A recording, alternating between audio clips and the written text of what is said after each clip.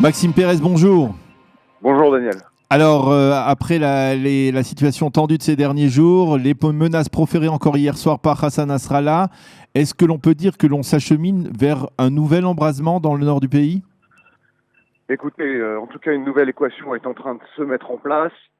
Elle est voulue à la fois par Israël, qui a initié ses actions militaires au cœur de Beyrouth, cette attaque de drone il y a une dizaine de jours, et cette volonté du côté du Hezbollah, par la voie même de Hassan Nasrallah, de ne pas laisser ce type d'action impunie et de faire payer à Israël à retour un prix élevé qui aurait pu se solder avant-hier par la mort de plusieurs soldats israéliens. Comme l'ont révélé les images, ils ont échappé de manière assez miraculeuse à ces missiles anti-chars, et c'est cette incertitude qui désormais pèse sur la frontière nord, car d'un côté, Israël semble déterminé à poursuivre ses actions visant à saboter le programme de précision du Hezbollah, et de l'autre, le Hezbollah semble prêt à se confronter militairement à Israël, si besoin en était, pour défendre ce projet qui, évidemment, est à même de changer le rapport de force à l'égard d'Israël.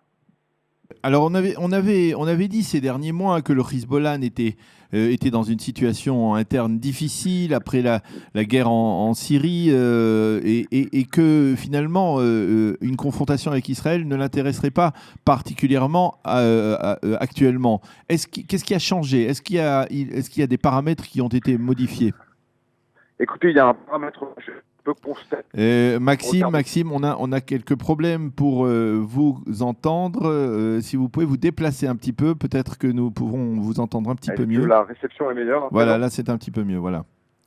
Je disais donc qu'un paramètre majeur a pu être constaté ces derniers jours, c'est l'adhésion quasiment totale de la classe politique libanaise. Alors, il est vrai en partie parce que cette classe politique libanaise a peur du Hezbollah. On pense notamment au Premier ministre Saad Ah oui, Hariri, oui. on pense notamment à Michel Aoun, je dirais presque la caution chrétienne du Hezbollah, cet homme qui a pris fait et cause pour l'Iran, certainement parce qu'il est d'abord préoccupé par la sécurité de sa propre communauté chrétienne au Liban. Toujours est-il que ces voix dans la classe politique libanaise ont défendu le droit de riposter du Hezbollah après cette action militaire israélienne au cœur de Beyrouth. Et c'est sur cette légitimité que le Hezbollah a puisé eh bien, un certain nombre de ressources pour pouvoir mener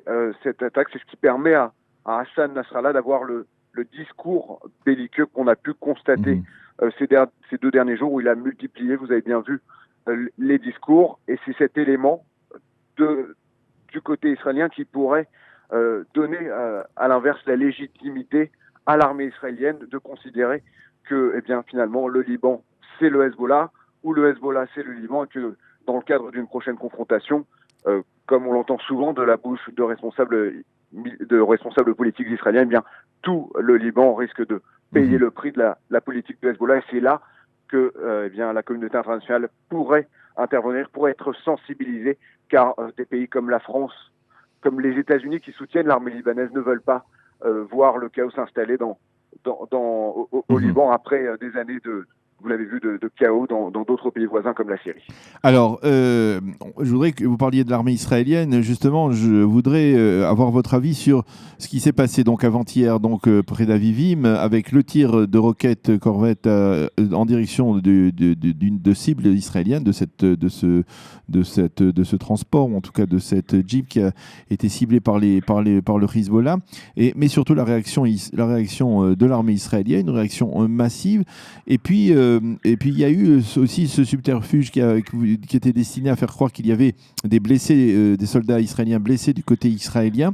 Est-ce que l'on peut dire que c'est là l'empreinte du nouveau chef d'état-major qui toujours appelle à sortir des sentiers battus, à essayer de combattre l'ennemi par des manières plus créatives, on va dire? Absolument, Aviv Kochavi. ce subterfuge, on le doit au nouveau chef d'état-major israélien, Aviv Kochavi, au nouveau chef du commandement Nord. C'est un scénario qui a été bien pensé à l'avance. Ce genre de subterfuge, il est régulièrement, je dirais, dans les tiroirs de l'état-major. C'est un moyen de limiter avant tout un possible embrasement.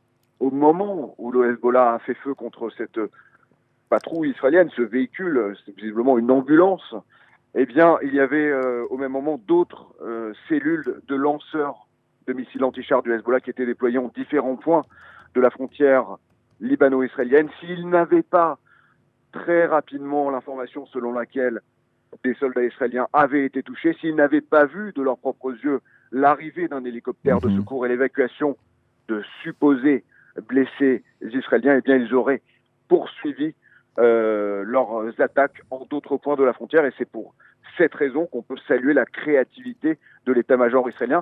Dans le même temps, on peut constater une certaine frilosité de la part de l'armée israélienne qui, très vite, quelque part, a voulu clore cet incident, n'a pas voulu, de façon assez évidente, d'embrasement à sa frontière, de ça vous pensez que généralisé avec le Hezbollah. Ça, vous pensez que c'est justement l'empreinte de Netanyahou plutôt que celle d'Aviv Kochavi, cette volonté de ne pas aller plus loin? Oui, d'ailleurs, ça contredit un certain nombre de messages venant de responsables militaires israéliens qui se sont adressés de façon anonyme à la presse hier et qui ont déclaré notamment, et je cite par exemple la chaîne 13, l'ancienne chaîne 10 israélienne, qui rapporte qu'au moment de la première attaque du Hezbollah, les premiers tirs de missiles anti-chars, eh bien, des chasseurs bombardiers israéliens étaient déjà dans le ciel libanais ou au large du Liban, armés de missiles de plusieurs tonnes, de bombes de plusieurs tonnes, prêts à être largués sur des cibles du Hezbollah, et notamment ces usines de missiles censées abriter le programme de missiles de précision du Hezbollah. Imaginez, Daniel, c'est-à-dire à Beyrouth, il y aurait eu un embrasement. Et pour répondre à votre question, ce genre de déclaration contredit la volonté que l'on constate depuis un certain nombre d'années de la part du gouvernement de Benyamin Netanyahou, et j'ai envie même de dire de la part de Benyamin Netanyahou en personne, qui est plus dans une optique de contenir la menace plutôt que de lui faire face et de l'anéantir. Et on a pu le constater à maintes reprises lors de différents accrochages dans la bande de Gaza ces dernières années. Est-ce que cette retenue de Benyamin Netanyahou, que l'on connaît déjà depuis plus d'un an dans le sud du pays face au Hamas, elle peut s'expliquer uniquement par la proximité des élections, parce que de prime abord, eh bien, Netanyahou, face à l'Iran, eh bien, devrait être bien plus musclé qu'il ne l'est face au Hamas? Alors, ses opposants parlent de considérations politiques, électorales. Les proches de Benyamin Netanyahou, notamment au sein du Likoud, ses principaux proches qui sont avec lui au gouvernement, affirment qu'aujourd'hui la priorité c'est le front nord et qu'il n'y a pas besoin d'aller s'embourber dans la bande de Gaza. C'est notamment ce que répète constamment le ministre Yoav Gallant, qui est l'ancien chef du commandement sud, qui connaît extrêmement bien d'ailleurs la situation dans la bande de Gaza. Mais vous prenez l'ancien ministre de l'éducation Naftali Bennett, lui dit souvent quand il est interviewé, oh, vous savez, Gaza, c'est un problème qu'on gère.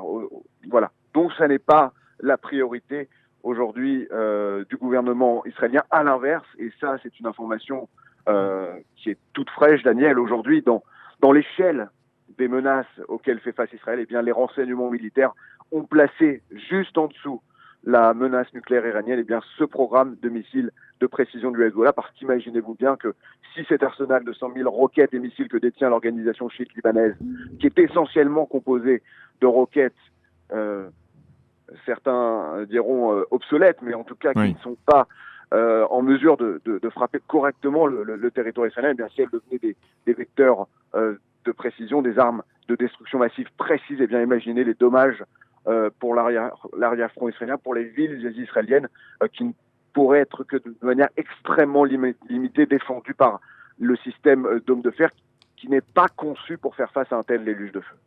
Alors, je voudrais savoir si vous pensez que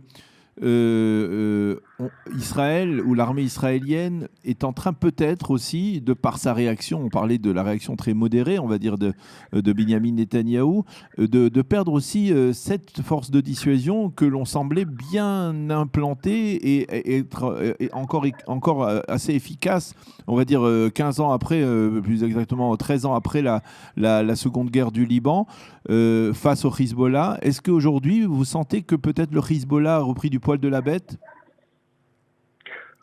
Oui, il ne fait aucun doute que le Hezbollah n'est pas le Hezbollah de 2006 et encore moins le Hezbollah d'avant le retrait israélien du sud Liban. C'est une organisation qui s'est modernisée, qui s'est dotée d'armements extrêmement sophistiqués, qui a, et on le rappelle souvent, un arsenal comparable à celui de toutes les forces de l'OTAN réunies en termes de capacité de missiles. C'était quelque chose d'unique au monde. C'est un modèle même en termes d'organisation terroriste dont s'inspire un certain nombre de groupes djihadistes d'ailleurs qui opèrent en Syrie.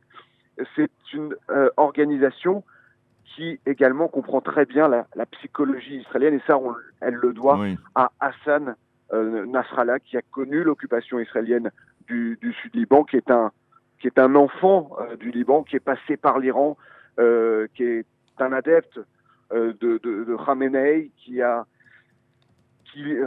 suit, dit-on, de très près l'actualité israélienne, qui a lu un certain nombre d'histoires sur la doctrine militaire de Tzal et qui comprend qu'aujourd'hui la société israélienne est moins férue de guerre, moins prête à sacrifier ses enfants sur le champ de bataille, et lui joue parfaitement de cette peur, de cette évolution en réalité de la société israélienne qui est légitime finalement. Et à travers ces discours, eh bien, on sent bien à chaque fois l'attention que lui porte le public israélien. Ces phrases deviennent des titres dans la presse israélienne, des punchlines qui, tout simplement, font peur et créent ce qu'on peut appeler aujourd'hui un équilibre de la terreur. Israël est autant dissuadé que le Hezbollah d'entrer dans une confrontation militaire, même si le rapport de force, finalement, est largement en faveur d'Israël, mais la psychologie dans ce genre de conflit est extrêmement importante. Et de ce point de vue, on peut dire qu'aujourd'hui, eh bien, la société israélienne apparaît plus affaiblie que le Hezbollah qui cherchera toujours à faire façade. Même si, Maxime, à l'époque de Hassan Nasrallah s'était quelque peu trompé lorsque l'on se souvient de ce fameux discours de Bin Jebel en 2000 au moment du retrait israélien du Sud-Liban. Il avait qualifié et comparé la société israélienne à une toile d'araignée qui s'effrite au vent très facilement et qui donc se plie rapidement après le fait qu'effectivement, sous la pression de l'opinion publique, eh bien, Tzal s'était retiré du Liban à l'époque d'Ehud Barak. Il s'était trompé finalement parce que la société israélienne, elle avait bien réagi aussi par la suite avec l'intifada, même avec la seconde guerre du Liban.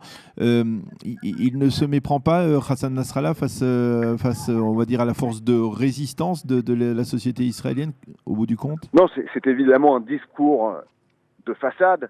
C'est un discours qui sert également la dissuasion du côté du Hezbollah. C'est une façon de dire, nous avons des capacités dévastatrices, nous sommes en mesure de vous faire extrêmement mal.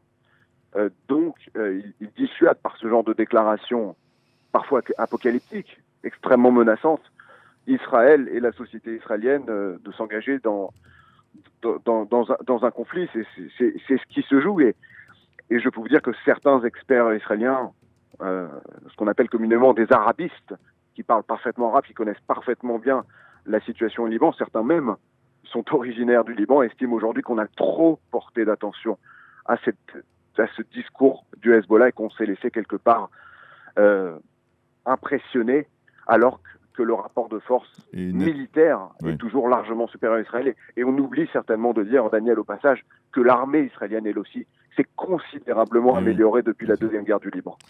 Eh bien, Maxime Pérez, merci beaucoup de nous avoir éclairé donc sur ces derniers développements sécuritaires, avec même des relents politiques, on peut le dire également, dans le nord du pays. Merci d'avoir été avec nous ce matin sur Studio Kalita et bonne journée. Shalom.